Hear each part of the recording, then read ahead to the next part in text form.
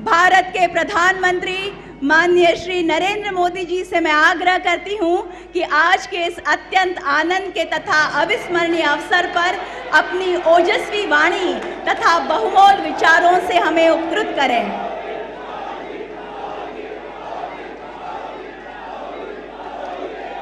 भारत माता की, भारत माता की, भारत माता की। रेल्वेच्या क्षेत्रात मोठी क्रांती होते।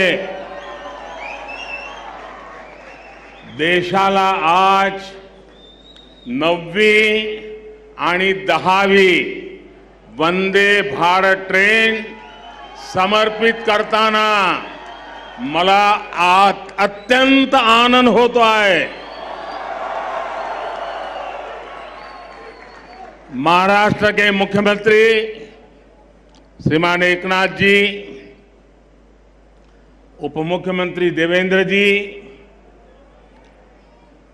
मंत्रिमंडल के मेरे साथीगण, महाराष्ट्र के मंत्रीगण, सभी सांसदगण, विधायकगण, अन्य सभी महानुभाव, भाइयों और बहनों, आज का दिन भारतीय रेल के लिए, विशेष रूप से मुंबई और महाराष्ट्र की आधुनिक कनेक्टिविटी के लिए बहुत बड़ा है।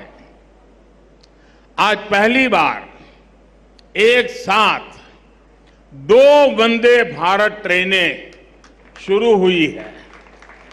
ये वंदे भारत ट्रेनें मुंबई और पुणे जैसे देश के आर्थिक सेंटर्स को हमारे आस्था के बड़े केंद्रों से जोड़ेंगी। इससे कॉलेज आने जाने वाले, ऑफिस और बिजनेस के लिए आने जाने वाले, किसानों और श्रद्धालुओं सभी को सुविधा होगी। ये महाराष्ट्र में पर्यटन और तीर्थ यात्रा को बहुत अधिक बढ़ावा देने वाली है।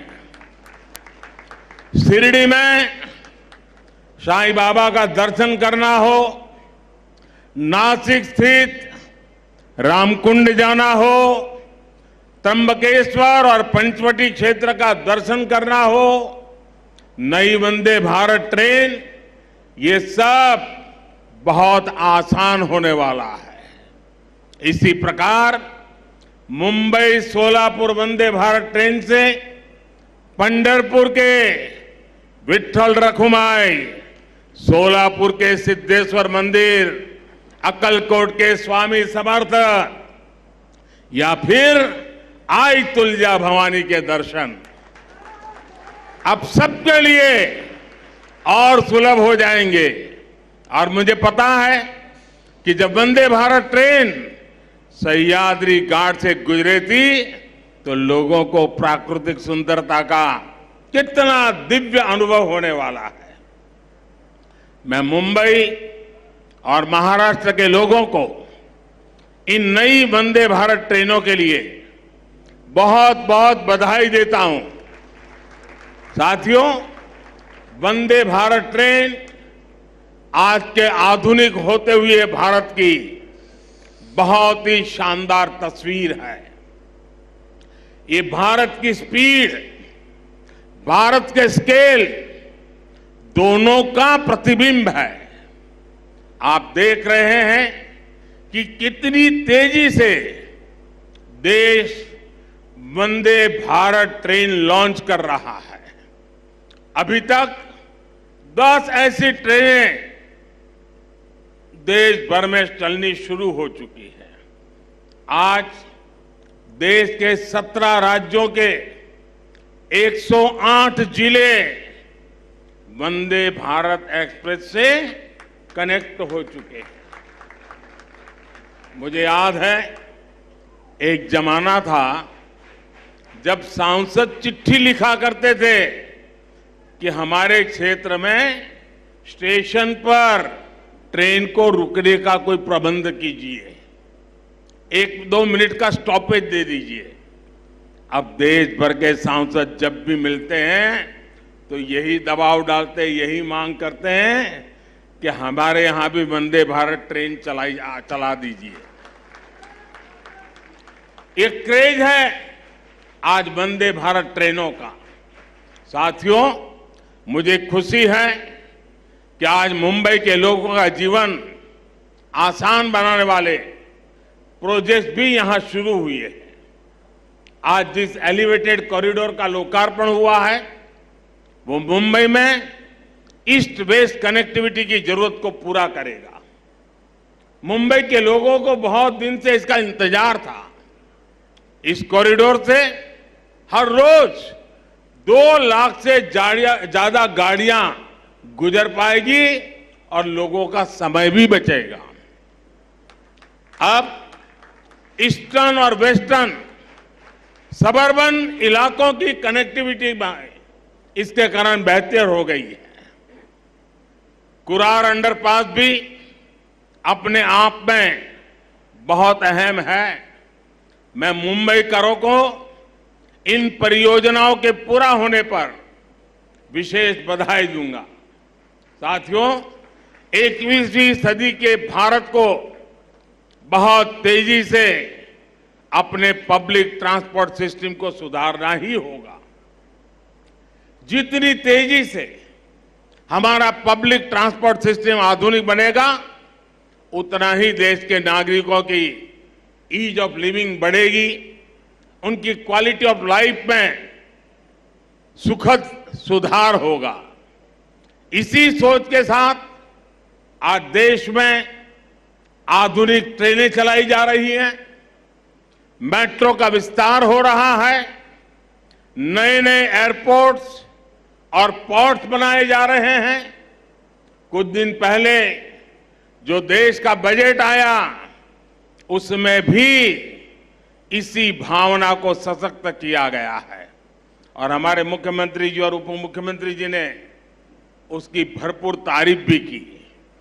भारत के इतिहास में पहली बार 10 लाख करोड़ रुपए सिर्फ इंफ्रास्ट्रक्चर के विकास के लिए रखे गए हैं। ये 9 साल की तुलना में 5 गुना ज्यादा है। इसमें भी रेलवे का हिस्सा लगभग 2.5 लाख करोड़ रुपए का है। महाराष्ट्र के लिए भी रेल बजट में ऐतिहासिक वृद्धि हुई है।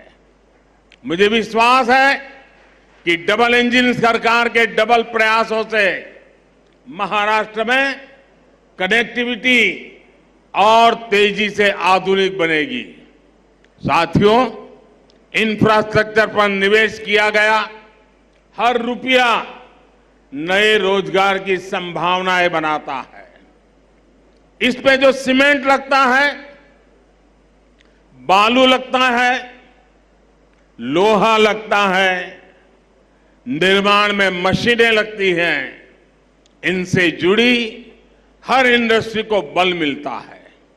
इससे बिजनेस करने वाले मिडिल क्लास को भी लाभ होता है, गरीब को रोजगार मिलता है। इससे इंजीनियरों को रोजगार मिलता है, श्रमिकों को रोजगार मिलता है। यानी इंफ्रास्ट्रक्चर जब बनता है तब भी सबकी कमाई होती है और जब तैयार होता है तो वो नए उद्योगों, नए बिजनेस के रास्ते खोलता है। भाइयों और बहनों, इस बार के बजट में मध्यम वर्ग को कैसे मजबूती दी गई है, इस बारे में मैं मुंबई के लोगों को विशेष तौर पर बताना चाहता हूं। चाहे सैलरीड क्लास हो या व्यापार कारोबार से कमाने वाला मध्यम वर्ग, दोनों को इस बजट ने खुश किया है। आप देखिए 2014 से पहले तक क्या हाल था। जो भी व्यक्ति साल में 2 लाख रुपए ज्यादा कमाता था उस पर टैक्स लग जाता था। भाजपा सरकार ने पहले 5 लाख रुपए तक की कमाई पर टैक्स में छूट दी और इस बजट में इसे 7 लाख रुपए तक पहुंचा दिया। आज जिस कमाई पर मिडिल क्लास परिवार का टैक्स 0 है, उस पर यूपीए सरकार 20% टैक्स लेती थी। अब ये युवा साथी जिनकी नई नई नौकरी लगी है, जिनकी मासिक आय 60-65 हजार रुपये तक की है, वे अब ज्यादा निवेश कर पाएंगे। गरीब और मध्यम वर्ग के हित में काम करने वाली सरकार ऐसे ही निर्णय लेती है। साथियों, मुझे पूरा विश्वास है कि सबका विकास से सबका प्रयास की भावना को सशक्त करने वाला ये बजट हर परिवार को ताकत देगा, हम सभी को विकसित भारत के निर्माण के लिए अधिक प्रोत्साहित करेगा। फिर एक बार मुंबई सहित पूरे महाराष्ट्र को बजट और नई ट्रेनों के लिए बहुत बहुत बधाई देता हूं, बहुत बहुत शुभकामनाएं देता हूं। आप सबका धन्यवाद।